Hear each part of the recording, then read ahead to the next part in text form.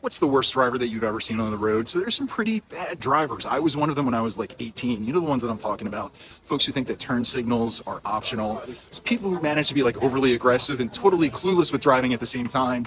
And then there's folks who seem to like view traffic laws as just like suggestions. But there's option coming up. Cities and towns might have started to find a solution to getting some of these bad drivers off the street. Now I'm sure you're thinking like, isn't the solution just to take away their driver's license? I mean, you can kind of do it. That's kind of a dick move, right? And it's not always that simple. So some of those terrible drivers might not actually have a driver's license to begin with. And even if you do take away their license, it doesn't necessarily solve the big issue or the big problem that's going on with pretty bad driving habits. So what's the solution, you think? Well, some cities are starting to turn towards technology to help find and identify and correct bad driving behavior.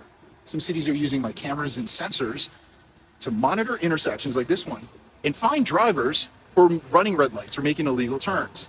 Others are starting to use apps that allow drivers to report bad behavior by other drivers. Oh, you're gonna love that.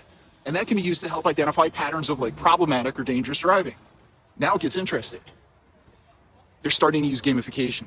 Cities are using gamification to identify and incentivize good driving behavior. So people who follow the rules get rewarded with points. You can turn that in for prizes or discounts on stuff like car insurance.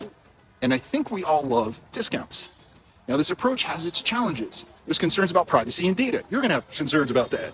You got data security problems because you're using technology to monitor driving behavior, where you're going, all that stuff.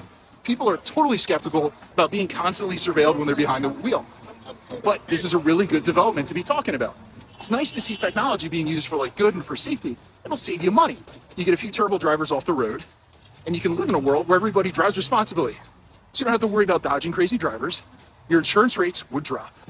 And the road would be a lot safer, which probably is a cool thing, as long as you're down with cameras and sensors, which you're probably not in the comments.